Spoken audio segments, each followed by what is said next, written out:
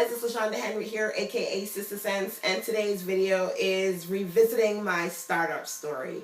It's been about 5 years since I did a video on YouTube about, who I am, what I do, and lots happened. A lot's happened in 5 years, a lot of good things. It hasn't been all good. It's been hard, and doing your own business, working for yourself, working at home, it's definitely a challenge.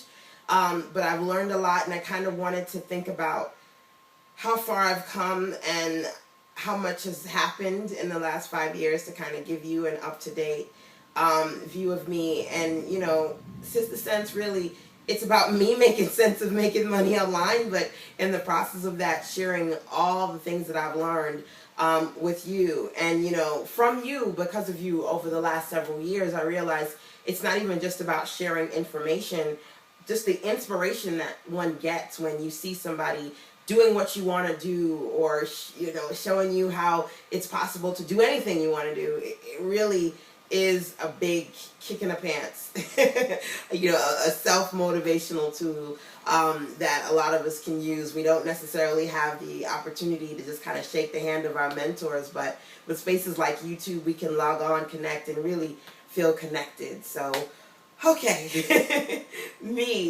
God, so much has happened in the last 5 years. I've worked with so many different companies. Like, I had the opportunity to work with Black Enterprise, go and do social media coverage for the Women of Power Summit, and even have my network BBWO be talked about in one of their sessions on what you need to know as far as social networking and social media. I always talk about, the opportunity of being a part of Disney's Mocha Moms and going to Disney World and how awesome that was. But that's not the only thing. I had the opportunity for the first time to be on UNC TV, PBS, talking about social media. My family was in the Ebony magazine, that I look at that cover, I wasn't on the cover, but I look at that issue and the spread of us and talking about actually, that particular article that we were in was about the process of moving here, and a lot of African Americans moving back to the South, and how just sharing that story, it was a lot. It was a lot about me and the process of coming here, but seeing that shared in a space like Ebony magazine, I was like, my God. I'm here. I'm doing these things that I never thought I would do. I was in Essence and talking about, if you want to know about blogging for bucks, go to SistaSense.com. And I'm like, what? Essence knows about LaShanda Henry. So it's been good. It's been some interesting things happening, but like I said, it was not easy at all. I'm a Brooklyn girl, born and raised in Brooklyn, and eventually I had to go to college, right? So I went to Columbia University, blessed experience. I've always been a techie girl. I went to Brooklyn Tech, studied computer science there, and then graduated with a BA in computer science and studied that as well at Columbia University. So I wanted to do what every techie wants to do, which was work for a big company like IBM. I had the opportunity of interning with them, but the dot-com bubble burst just when I graduated back in '02, so that didn't work out. I always liked three things, though. I love computers, cartoons, and children. So I went into counseling, working with Prep for Prep, counseling kids, which was awesome, but I always loved computers, so I was doing that on the side. Let's see, in 2006, I had my son, my bouncing baby boy. And in that process, I said, you know what, I want to get out. I want to get out of Brooklyn. I want to do something else. And it was hard because there were some things going on that I won't talk about in the video because I don't want to cry. But things that motivated me and my hubby and newborn son to get out of New York. And you kind of know when you say, okay, well, I want to do something, but I'm going to wait a year. You say, I'm going to wait a year, get myself together, wait 2 years, wait a couple of months. God was like, no, you need to get out now. You need to go now. So we left. We left Brooklyn. We left New York. We relocated to North Carolina and haven't looked back. It's been, like I said, it was a hard thing that happened. God, read the article. I don't want to talk about it now because it's going to make me cry. But I got to a point when we were going through that process. We moved here. We had no car. We moved into a very cute small apartment, and we lived there for several years. This year closed on a house, which was amazing. It's where I'm doing my videos now, as you can see. And to say that I never thought I would live in a house. Like, I was like, yeah, Brooklyn girl. At most, I'll get another apartment in Manhattan because, you know, everything happens in Manhattan. But moving anywhere else, getting a house, I mean, these are things that you dream about, but just that's where I am, you know, thinking about that transition. When we got that small apartment, no car. I'm talking about walking, because New Yorkers don't drive. North Carolinians, they drive. So, I mean, just going through a process where I remember we used to call my son's stroller the Escalade, because it was like, it had my son, and then it had some bags on this side, and some bags on that side, and some bags at the bottom.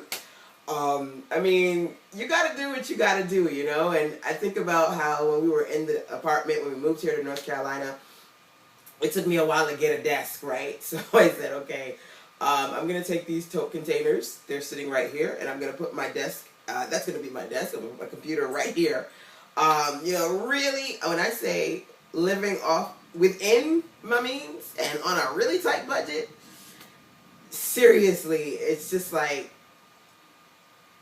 I'm like, I wish I could say everything I want to say, but just kind of revisiting those moments and finally getting my office space together in that apartment, and getting my whiteboard was a transition for me, and then getting my shelves and my desk, and I was like, yay, no more tote containers. And then like finally getting the car, because I was like, my son cannot be 5 years old and I'm walking. It's just not going to happen, you know. Finally getting the car and then paying off for the car, so there's no car note, and we've got the title. That was like, yes. These are like the personal things that have happened to me. It's not really business stuff, but it's the other side of business, right? You know, the other side of blogging and doing websites, creating social networks and going to events and speaking and being in magazines. The other side is the struggle, you know. I love one of my friends, Pam Perry, as she always says, you know, an overnight success takes 10 years. And seriously, even when people are at what you believe to be the height of their success, some people are just like faking it to make it. Like I always say, I don't profess to be a see, I can't even say it because I'm tongue-tied. I don't profess to be a six-figure sister, but I am living my dream and I am being successful. And I worked through the struggle. I worked on my strategies until I hit my stride. Woohoo! You know, we did what we needed to do to get to this point today. And I think it's a blessing. But I can't discount the struggle. I can't discount the things that we went through when I was like telling my hubby, I can't do this. I can't do this. And he was like, you know, we have to do this. You have to keep going. You know, I prayed on it. My mom would always say, God gives you no more than you can bear. And she was right, you know, because at times it just felt so unbearable. And then a day would go by, a week would go by, and then I would go, wow, I made it through that. Wow, seriously? We went through that? But it's still surreal. Every time we drive into the garage area of the house, you know, me and my hubby were like, yeah, it doesn't quite feel like home yet. I don't know. It's like our furniture's in here. The pictures are on the wall, but still kind of getting used to it, you know. But it's a blessing. I remember being in the apartment in Brooklyn on my bed with the laptop, like, I don't know. I need to do something. I don't know if I need to make some graphics. I don't know if I need to sell some stuff on Amazon or eBay, but I need to figure out how to do the web. The web was my Wild Wild West. I was going to get some digital property, claim it, and figure out how to work at home, work for myself. It's been a blessing because, you know, my son, he goes to a Montessori school here. When he has a trip, we have a trip. I go on all his trips. This past summer, I kind of did the work at home and the homeschooling thing. I did lessons with him. I couldn't have done that, you know, if I didn't have the opportunity, if I wasn't an entrepreneur, if I wasn't working at home. You know, I said, the holiday time, let's get in the car. We drove to, you know, visit my mom and my relatives, and we went to Disney World. You don't have those freedoms and that control until you really kind of do it for yourself. I will be soon, sooner than later, coming out with my book about how you unblock your blessings. I really believe that if you want to be successful, if you want your own house, if you want to move, whatever you want to do, it's in your power to do. You just have to know how to unblock your blessing. It's not a matter of circumstance. Circumstances do not control who you are, and they certainly do not control your success. I believe circumstance does not control your success. What controls your success is your ability to kind of create a vision for yourself, stick to the vision no matter what, and move forward from that.